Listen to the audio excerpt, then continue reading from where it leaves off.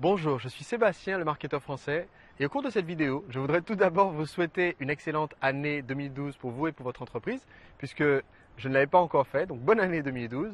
Et aussi, j'aimerais partager avec vous 3 leçons essentielles que j'ai apprises dans ma propre activité au cours de l'année 2011 et qui peuvent vous être extrêmement utiles pour cette année qui commence.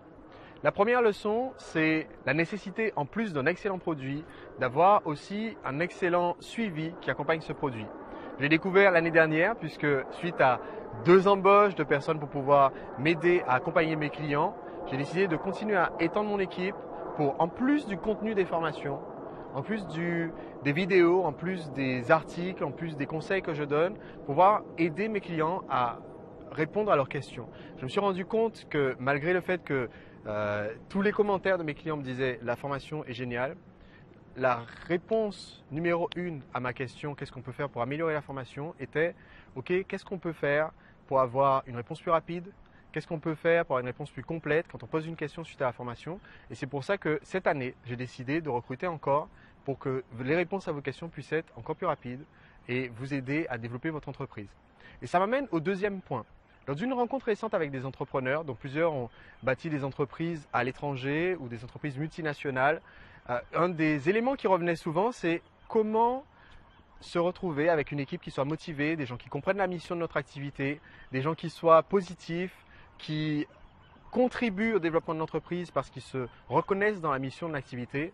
Et un des conseils numéro 1 qui m'ont été donnés, c'est il faut embaucher, il faut recruter parmi les gens qui connaissent déjà notre activité, parmi les gens qui sont déjà abonnés sur nos sites internet, parmi les gens qui sont déjà nos clients, parce que ce sont des gens qui comprennent ce qu'on fait. C'est pourquoi, juste en dessous de cette vidéo, vous verrez le détail. Je recrute pour développer mon entreprise. Juste en dessous de cette vidéo, vous verrez comment vous pouvez poser votre candidature si vous souhaitez rejoindre une entreprise qui est dynamique, qui est en pleine croissance, si vous souhaitez découvrir de nouveaux horizons parce que depuis l'année dernière, j'ai accompagné avec mon équipe plus de 500 entrepreneurs au sein de mes formations, en plus des séminaires internet qui donc sont dans des secteurs d'activité extrêmement variés. Donc ça vous permet d'élargir vos horizons et surtout on recrute avec un potentiel de rémunération qui est très intéressant. Je sais que c'est aussi un critère très important. Tous les détails sont juste en dessous de cette vidéo et je vous encourage à faire de même si vous ne savez pas qui embaucher. Demandez aux gens qui sont proches de vous via votre mailing list, via votre site internet, via vos produits. La troisième leçon que j'ai apprise au cours de l'année 2011, et c'est ce qui va me permettre de conclure cette vidéo avec une touche assez drôle, c'est que dans un premier temps, c'était une leçon d'humilité parce que j'ai lancé un défi avec Olivier Roland qui était de démarrer une activité à partir de zéro. Donc on l'a démarré sans utiliser notre nom, sans utiliser notre mailing list, notre site internet, en repartant à partir de zéro comme pourrait démarrer un entrepreneur débutant, pour démarrer une nouvelle activité sur internet. Et au début on s'était fixé un laps de temps très court en se disant voilà, en passant juste 5 heures par semaine, on va essayer de développer cette activité en partant de zéro, commencer à amener les premiers clients, amener les premières ventes et lancer l'activité. Et ça a été pour moi l'occasion de découvrir cette leçon d'humilité parce que j'avais vu grand. Je me suis dit, ok, comme ça va être facile, je vais prendre avec moi quelqu'un qui est un entrepreneur. Donc je vais prendre, entre guillemets, un associé qui va devenir un entrepreneur, mais qui est quelqu'un qui a un emploi, qui va pouvoir bosser dessus qu'à temps partiel, qui ne connaît pas toute cette technologie des blogs, des sites internet, des mailing lists, de vente de produits sur internet. Et je vais aider cette personne-là en ce temps très court, en sachant rien du tout, à se débrouiller et à créer son produit. Et donc, pour moi, la leçon a été très intéressante parce que j'ai perdu le défi par rapport à Olivier. Il a annoncé les résultats sur son blog il y a quelques temps. Le défi était noté d'abord par le nombre de ventes qu'on allait faire et ensuite par le trafic sur le site, etc. Donc, par rapport aux critères du défi, j'ai perdu par rapport à Olivier. Et j'explique pourquoi. C'est parce que on a créé le produit à partir de zéro. J'ai trouvé que c'était très intéressant de voir quelqu'un créer un produit sur un secteur qui l'intéressait et quelqu'un qui n'avait pas du tout de connaissances techniques des ordinateurs qui m'a posé la question, oui mais d'accord un blog, mais c'est quoi, ça sert à quoi et est-ce que c'est sur internet? Et ce que j'ai découvert, ce que j'ai appris, c'est que ça prend du temps. Ça prend du temps de se lancer dans son projet parce qu'il y a eu des moments de doute, j'ai dû aider cette personne-là à vaincre ces moments de doute, à continuer.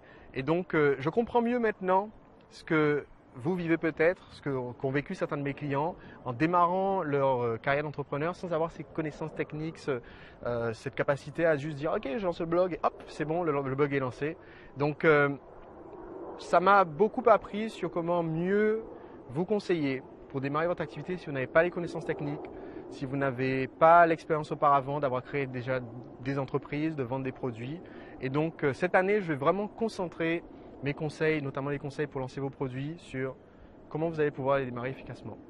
Et étant donné que j'ai perdu le défi avec Olivier, pour terminer cette vidéo et la terminer sur une note positive, et surtout pour la terminer sur une note assez marrante, j'ai essayé de lancer un autre défi à Olivier, cette fois-ci que je me sens bien de gagner, puisque vous avez peut-être vu ces vidéos pour le lancement de sa formation Agir et Réussir, mais Olivier, sa grande passion, c'est de prendre des cours de pilotage. Et donc Olivier, j'ai découvert qu'il est possible de faire des duels aériens.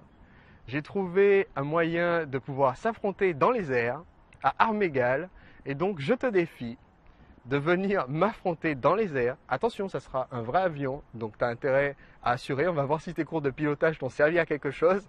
On va voir si tu pilotes aussi bien dans une situation réelle de stress que tranquillement comme ça quand tu filmes tes vidéos pour lancer Agir et Réussir. Donc voilà, Olivier, j'attends la réponse sur ton blog. C'est mon défi. Et les paris sont ouverts, vous pouvez parier là-dessous, vous pouvez charrier Olivier, vous pouvez chambrer Olivier, histoire qu'il accepte le défi et qu'on le voit partir en vrille d'ici peu de temps dans une prochaine vidéo. C'était Sébastien, le marketeur français. Encore merci d'être abonné à la newsletter du marketeur français. Merci de participer à cette aventure. On se retrouve très bientôt pour des vidéos de conseils pour vous aider à développer votre entreprise.